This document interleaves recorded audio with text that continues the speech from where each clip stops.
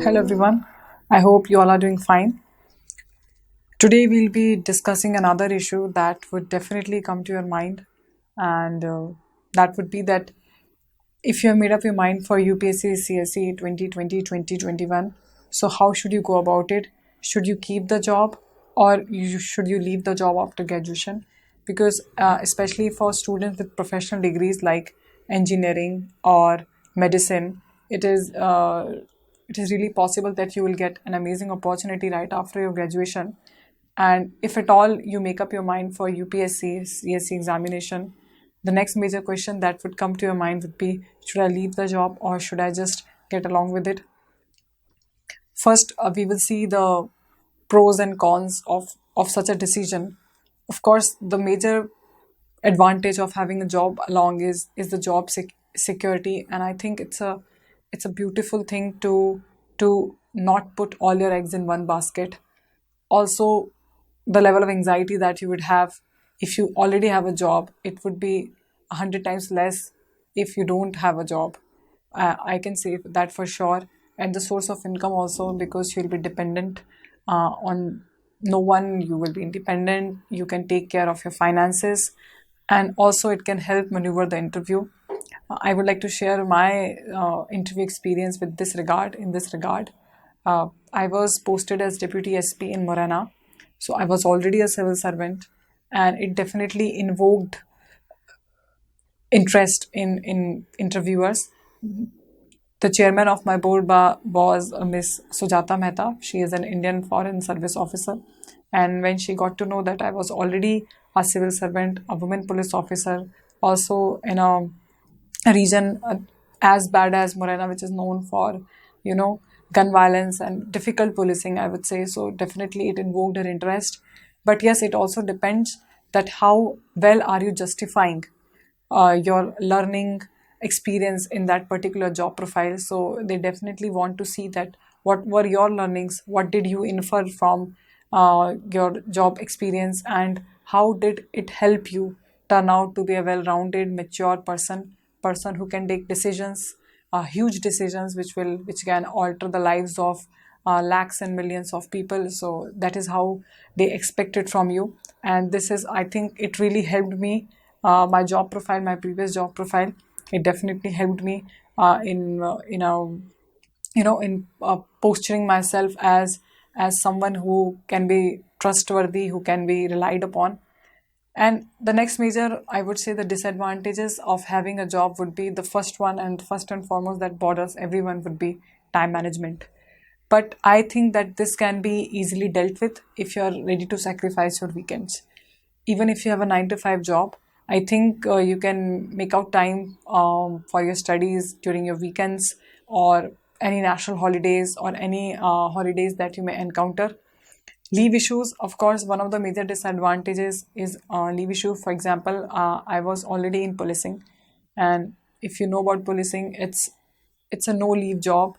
You are always on duty, even if when you are at your place back home, you are on duty. So that was my job profile.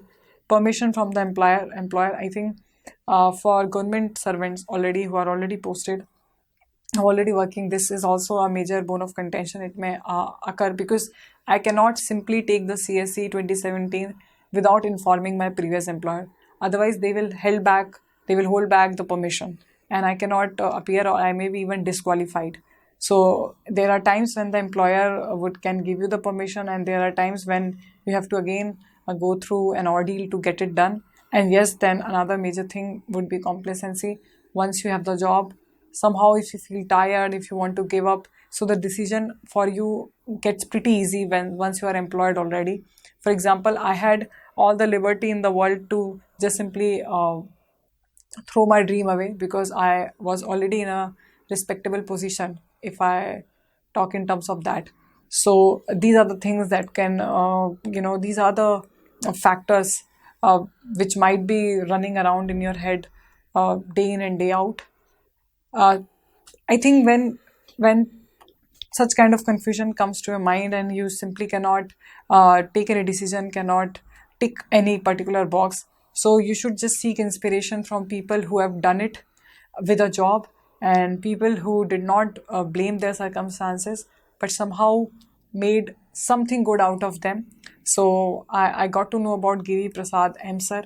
His rank is 643 in CSE 2016. So when I got to know about his story, you can see that he had IT experience of 4.5 years. Then he was unsuccessful in his previous attempt. He was also an educator. And he resigned 2 months before the mains examination 2016. In his previous attempt, he reached till the interview while working in Accenture. So he was working for Accenture and he was successful in reaching till the interview stage.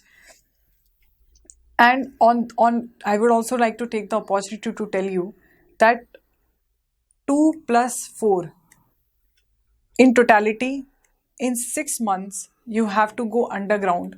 Otherwise, you can simply manage your preparation. 2 months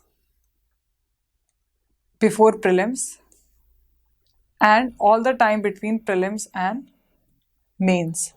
I think these are the 6 months in which you have to take a break and you have to dedicate yourself, immerse yourself, submerge yourself totally into this preparation. But rest, everything is manageable. So friends, if you have a job in which you can have the liberty of taking a 6-month leave, you can go for unpaid leave, and you can just inform your employer that you won't be there available for another 6 months.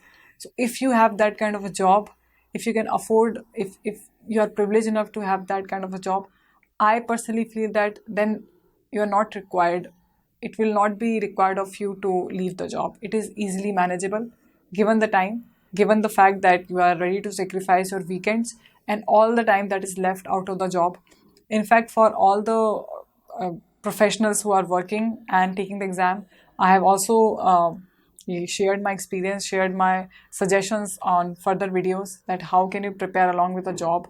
So ultimately, to take a job or to leave a job, it would certainly depend on your circumstances, support of your family members, your financial profile right now, whether you can afford to leave a job. So it would be totally your decision.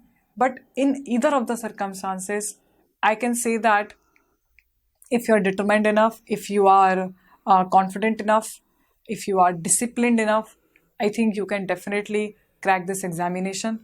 And that is why I say that where there is a will, there is a way.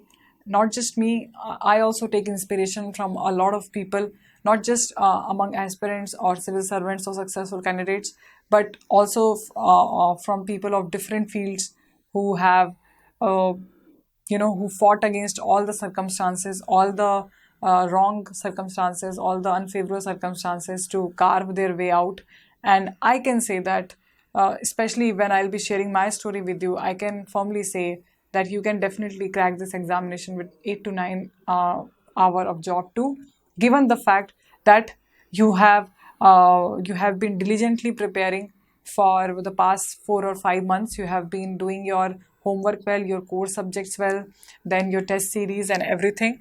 And yes, also the fact that you have to sacrifice all the weekends and all the holidays that are possible. Let me share my story with you. When I took up the task of CSE 2017, I was already Deputy SP. So I was undergoing training at Bhopal Police Academy. And for all those who don't have much clue about the police training, my day used to start at 4:30 a.m. So from 4:30 a.m., the regular drill, the physical activity, running, and the morning module comprises of all the physically intense activities that you can think of. It used to end at 8:30 a.m. From 8:30 a.m. to 9, our bathing, breakfast, all the morning routine that we do. After that, the indoor classes from 9 a.m. to 2 p.m. From 2 to 3, we used to have our lunch break. And from 3 onwards, again, parade and compulsory sports, weapons training. And I used to return back to my hostel at 8 p.m. 8 to 9, I used to have my dinner. And finally, I used to hit my bed at no earlier than 9 p.m. So you can imagine that given set of circumstances, I had every reason to give up. I had every reason of not taking the examination. So my whole, purpose, the sole purpose of sharing this story, sharing my journey with you was that you draw inspiration in times of defeat, in times of failure, in times of uh, when you're not just feeling great about yourself and you feel down, you feel blue, you feel you know disheartened. I think you can definitely take inspiration from other people who have tried to succeed in any, beat any project, any examination, any dream they are able to accomplish in all the unfavorable circumstances in the world. So I think I used to take inspiration from many such people, and that is the only way you can motivate yourself up, you can pull yourself up. And I really hope that by this module I was useful enough, and you can definitely take a decision for yourself. If you can afford to leave a job, I think that would be great. But if not, because I have cleared the examination in that circumstances, so I can say that you can definitely clear the job even with a very intense job profile, given the fact that you are disciplined enough, you are motivated enough, and you try to utilize every minute of the day which you can, by covering your syllabus, by setting a target. In our future slides, I have also discussed the strategy for working professionals and my own story, the techniques that I used to adopt for to cover the syllabus, to cover my portions, daily portions. And I hope I was useful. Thank you.